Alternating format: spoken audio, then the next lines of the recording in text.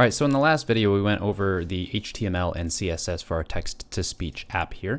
So let's go ahead and work on the JavaScript for it. Now, in the last video, I went over where you need to set up your API account and how to get that, that API key that you're gonna need for this video. So please make sure if you haven't seen that video yet, you go and you watch that so that you can see where to get your API key and to see what the where to set up an account and everything. I've got all the links in that previous video's description. So let's get started.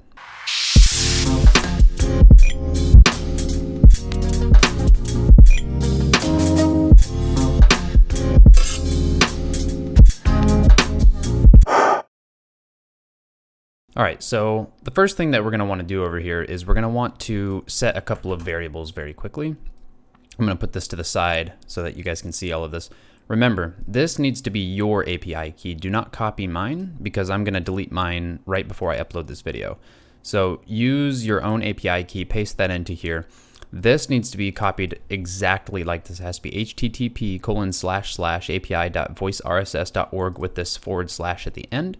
And this max characters variable is going to be what we're going to be using to check whether or not the amount of text that's inside of this is greater than 1,000, because we don't want to send more than 1,000 characters to the API.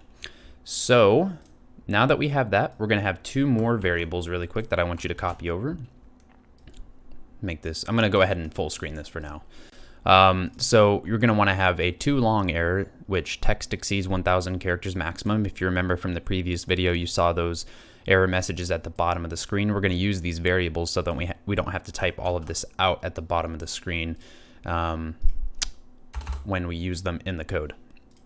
So the very first thing that I think we're going to want to do here is when I refresh this, you can see the text-to-speech app container sits at the top. I think it looks better when we put it in the center of the screen vertically, but not directly in the center of the screen, a little bit above that. I'll show you what I mean. Let's go ahead and get started on that. So before we actually are able to use JavaScript to center this vertically, we have to make sure that it's fully loaded, because we're going to be using the height that the app container is taking up in order to calculate what the margin top of the app container is going to need to be.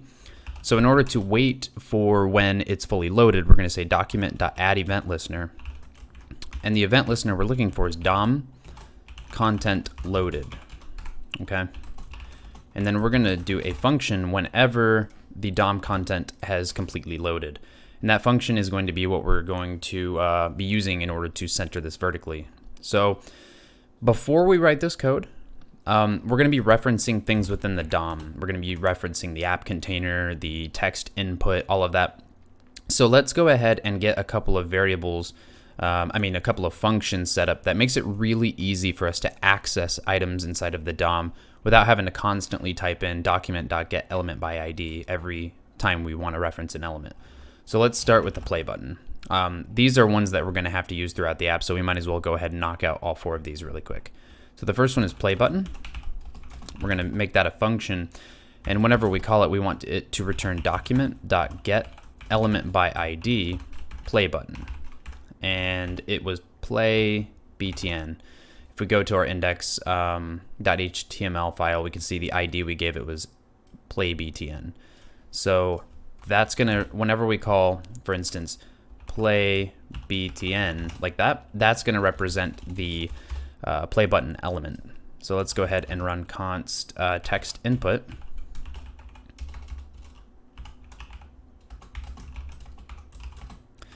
And that's gonna be document.getElementById, and I believe that was just text input. Then we're going to want one for our app container.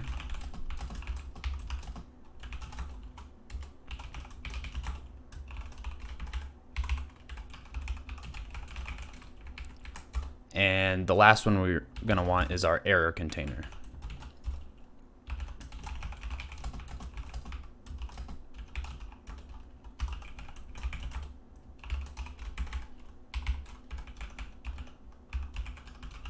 And I believe it's error message.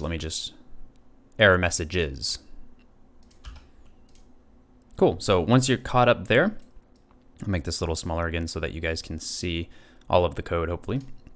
Now that we have all of that, we can go ahead and start referencing this to set the height automatically, or the margin top is what I should say. So let's create a const within our add event listener DOM content loaded function here. And we're going to call this variable container. Oops. Make sure I spelled that right. Container height. Okay, and we're going to set that equal to the app container. Remember, this function gives us the app container element, and we're going to want the client height. So the container height is the app container's height. So it's going to be from the bottom of this button to the top of this text. Whatever that height is in pixels, it's going to return that number and set it equal to container height. Now we want to get the document height. So let's say doc height, and that's going to be equal to window.inner height. And that is going to be the height from between the top of this viewport to the very bottom of this viewport. That's going to be doc height. Now what we want to do is we want to take this doc height, and we want to put this app container halfway down the doc height. So the top of this text will be halfway here, right here. The problem is we don't really want it that. We want the center of the app container to be at the center of the document height. So what we're going to do is we're going to set the margin top equal to halfway down the document height minus half of the app container height, and that's going to get us the center. So let's go ahead and say app container .style .margin top, and we're going to set that. Remember, this is going to be a string. When we're setting the style in CSS in JavaScript, it's going to accept a string. So if we set the margin top, if I can find a margin top here, or just we'll just use padding for instance. When we set it, it would actually be a string of 25 pixels. So we're going to give it a string here, and we're going to use these backticks, which are located on your keyboard directly underneath the escape button for most keyboards. And these backticks allow you to combine JavaScript code that will evaluate into a string. And I'll show you what I mean by that right now. So any JavaScript that you want to evaluate into a string, you put a $sign and 2 curly braces, and whatever JavaScript you put into here, for instance 2 + 2, when that evaluates out, it will end up being the string of 4. So with that being said, let's go ahead and do our calculation. So like I said, we want to take the doc height and divide it by 2, and we want to subtract from that half of the container height. So container height divided by 2. Now when I save this, and I want to put pixels at the end here. So outside of the curly braces, put pixels.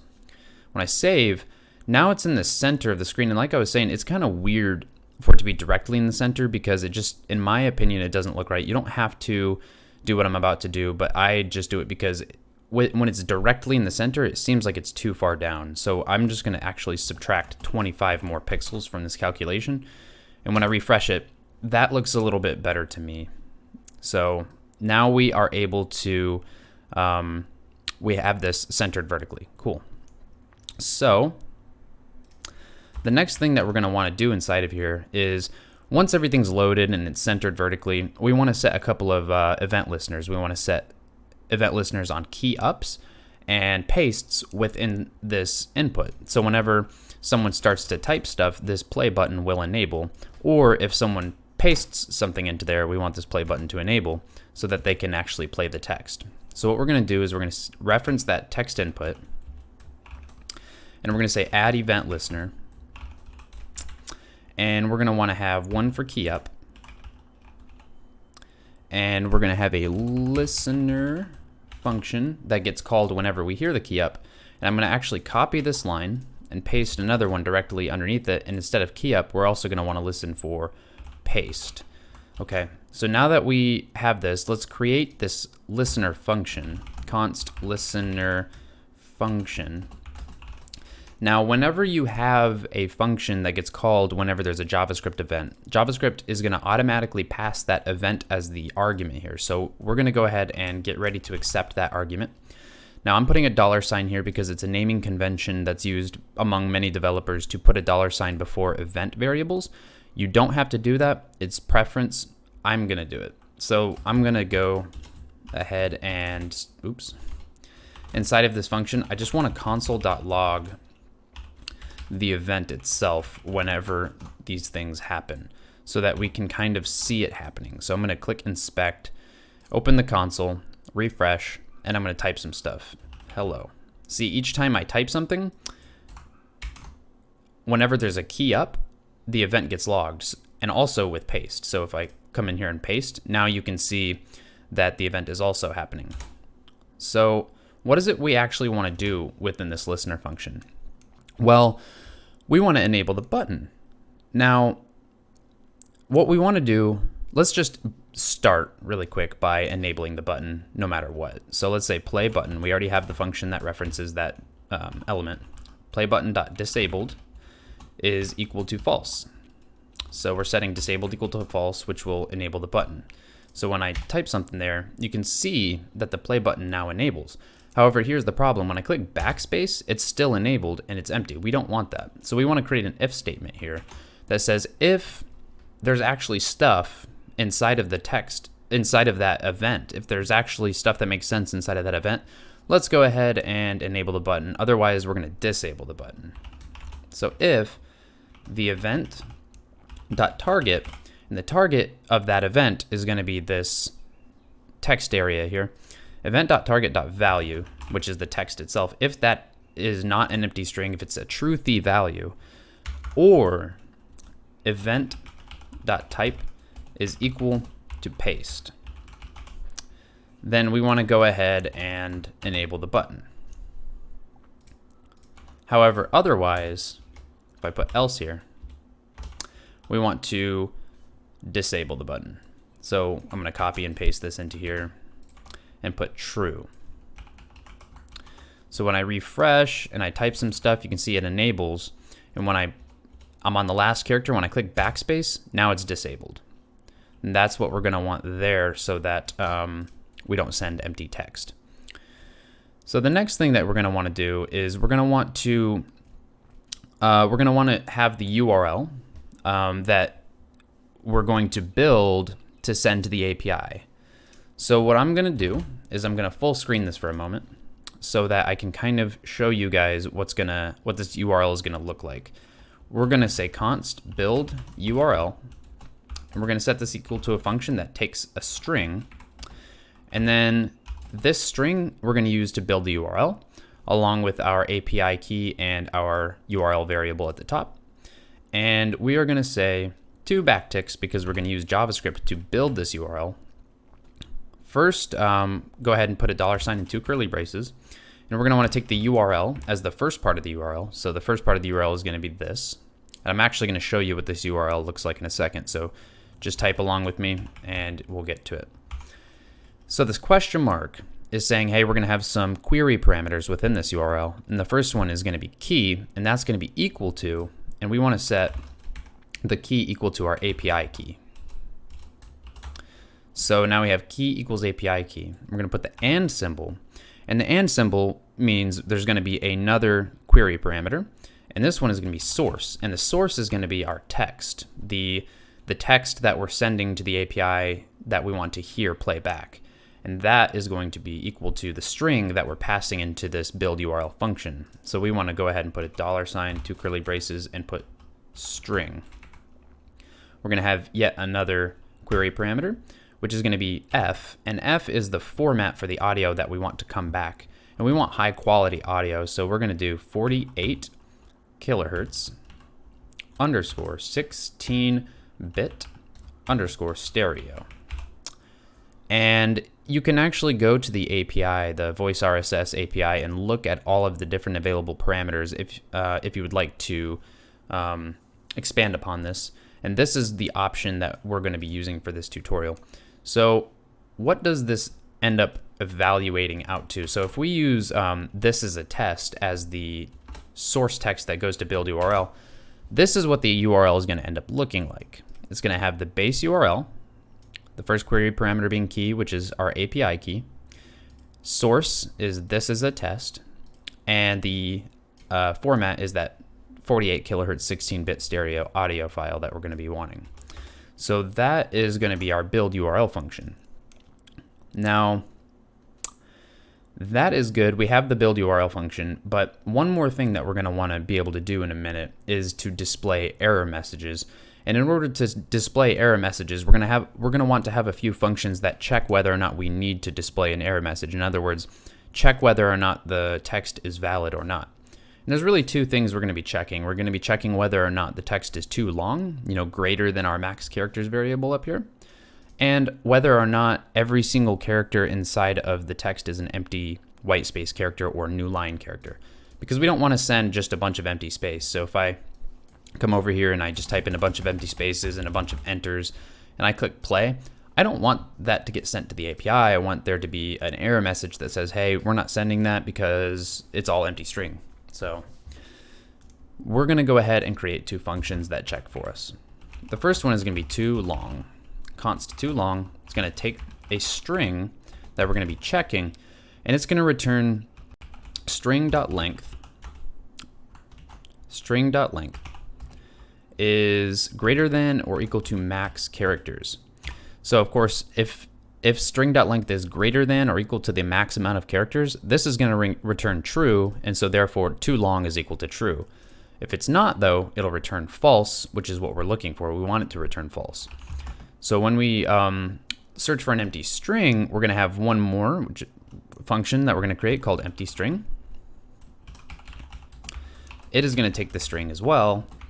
Now this one is going to be a little bit more involved, so I'm going to full screen this. A little bit more complicated to explain. So what I'm going to do is I'm actually going to write it out. I'm going to copy it and paste it over here, and then I'm going to go over exactly what's happening here.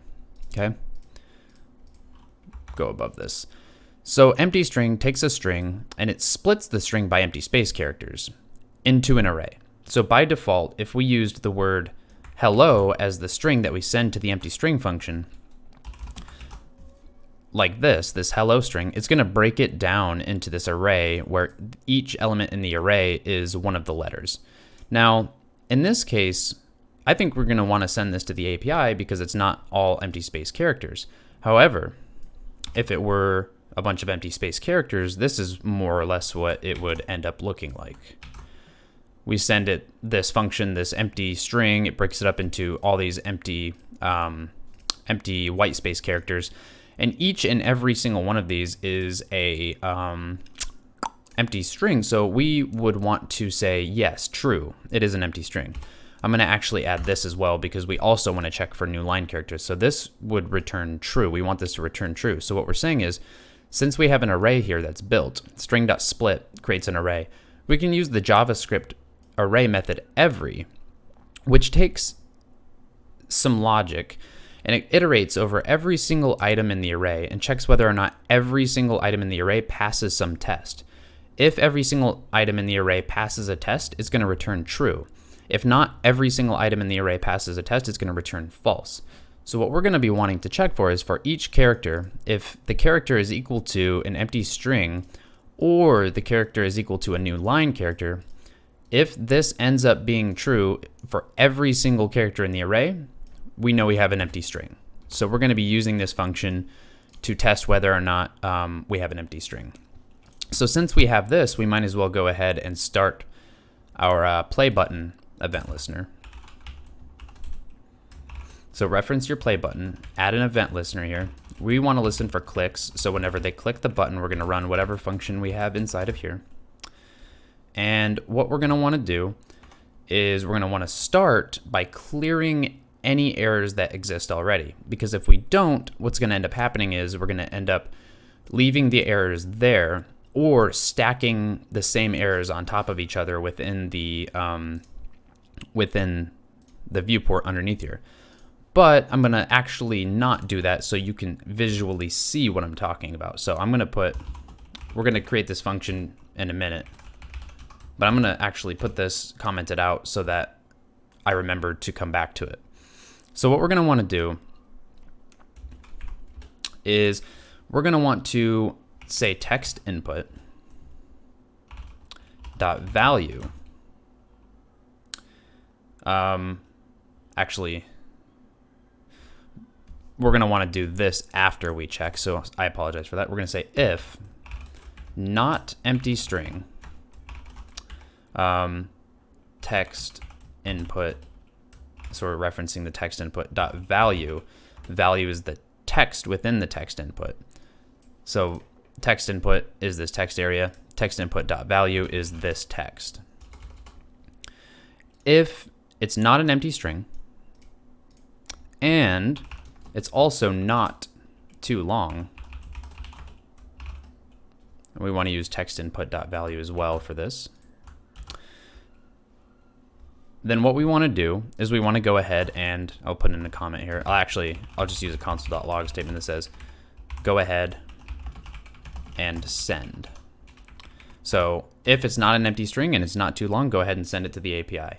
However, otherwise, we're going to want to have a function in a minute called display error message, and we're going to want to send that value. So it'd be text input dot value, and we're going to create this display error message in a second, this function. So what we're going to do for now is we're going to bring this over here, refresh, and I'm going to comment this display error message thing out, and I'm going to say console.log, we have an error. And then below that, just so I remember to come back to it, I'm going to comment this out. Cool. So let's type some stuff in. This is a test. Let's see what happens here when I click play. Go ahead and send, because this is valid. That's what we would expect. We would want to go ahead and send this to the API. However, let's just type in a bunch of empty space characters and click play. It says we have an error. That's what we would expect because it's nothing but empty space characters. Now let's test the other method, which is too long. So let's just hold paste and just paste a ridiculous amount of text in here and click play. We have an error. So it's working as we'd expect, but we don't actually display an error message. So let's go ahead and create our function const display error message. And it's going to take the value of the input. See, down here we're passing text input.value. That's going to be this. And what we're going to do inside of this is we're going to create an array. We're going to say const errors equals an empty array. We're going to do two if statements. We're going to say if too long, and we're going to use value to check whether or not it's too long. Then we're going to want to push to the errors array the too long error text that we set up here. So where are we at here? Push too long error. Do one more check. If empty string val, then we want to push to that errors array white space error. Then after we have this array of errors, we want to loop through this. So we're going to say errors.forEach. For each error that we have, we want to create an element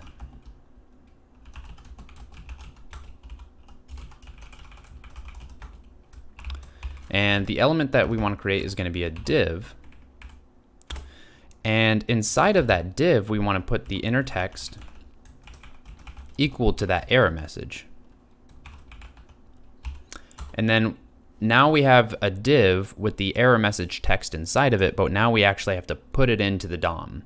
So we're going to take the error container that we had before, we're going to reference it, and we're going to say append child.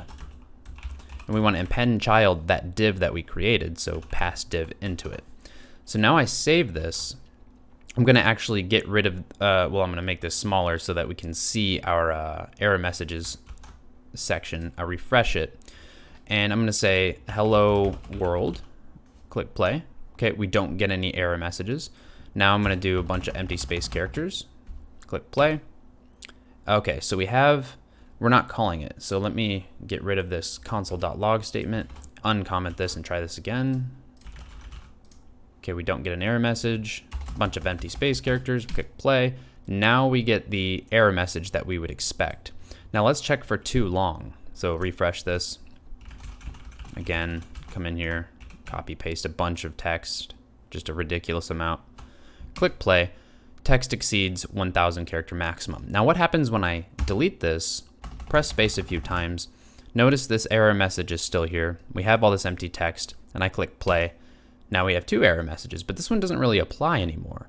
Now what happens if I just keep doing this over and over again? I click play. Now we're just stacking the same error message on top of each other over and over again. That's what this clear errors function is supposed to do for us. So we're going to say const clear errors, and all we're going to do is we're going to say error container, reference that, dot inner HTML is equal to an empty string. So refresh, try this again, empty spaces, empty spaces. Now when I click play, it does not stack another empty spaces on top of it. And if I come in here and I just type in a bunch of text and then I paste in a ridiculous amount of text and click play, it gets rid of that one that doesn't apply anymore and then just shows the one that does in fact apply. And so if I type something that makes sense, this makes sense, and I click play, we don't have any error messages anymore at all being displayed. So that is the functionality that we would expect to have and want to have. I'm gonna actually move this up to the top because it's kind of like a helper function, and resave this and just kind of keep these all organized together. Okay, so the app is working pretty good, but what we're not doing yet is we're not actually sending the information to the API to play the audio. So what we want to do is go ahead and do that. Now here's what we're going to do. If I type this in and I put a few spaces behind it and a few spaces after it, not every character here is empty space. So it's going to let me send it, but we still want to get rid of this empty space before we send it to the API, because it's just not, we just don't want to put invalid data in the API. It can give us results that we wouldn't expect. So we want to trim this white space before we send it. So what we're going to do is we're going to say after, let's see, when do we exactly want to trim this white space? Well, we don't want to trim the white space before we check whether or not it's valid. So we're going to put in here, if it is valid, then we'll go ahead and trim that empty white space. And then we're going to go ahead and send the information to the API. So what we're going to do is we're not actually going to be sending information to an API here. We're not going to be making HTTP requests. What we're going to do is we're going to take this URL that we build, and we're going to use that as the source for an audio object that we create. And in JavaScript, we can create audio objects from URLs. And so what we're going to do is just that. We're going to say new audio. And inside of here, this is going to be our path to the audio that we want. And the path is going to be on the API. So we're going to say build URL. And if we go back up to build URL, you can see it takes a string, which is going to be the value of the text inside of this text area. So we're going to say, you can probably guess it already, text input.value. So reference text input, make sure you put the parentheses to call the function. It's going to return that document.getElementById item, and then we're going to say value inside of it. Now we have the audio object, but we're going to want to play it. So we're going to immediately invoke the play method on this audio object. So now when I save it, in theory, I should be able to type, this is a test, LOL, and let's see what happens. This is a test, lol. All right. So now we have a working text-to-speech app that has basic front-end validation and also looks good. When I refresh it, you can see that now it recenters. Now here's a little homework for you guys. This is for you guys who may want to have a little extra credit. When, let's say I refresh it here, or better yet, let's decrease the size here. I'm working with many windows, I apologize. Gosh, this is being a pain. Okay. So let's say I set the height to this. When I refresh it, it's centered, but now when I click maximize, it's at the top of the screen. And the reason why is because whenever you resize the window, it's not recentering this app container. It will when I refresh the page, because when I go into here and check, we're only calling this stuff, this resize stuff, inside of DOM content loaded events. So the homework is going to be, maybe you should take this const container height, doc height, and app container calculation stuff, move it into its own function, and then also call that function here, but also whenever there's a resize event. So see if you can get that on your own. If you liked this video, please subscribe if you haven't already. Give me a thumbs up if you can. It helps me out a lot. Comment if anything comes to your mind, and Thank you very much.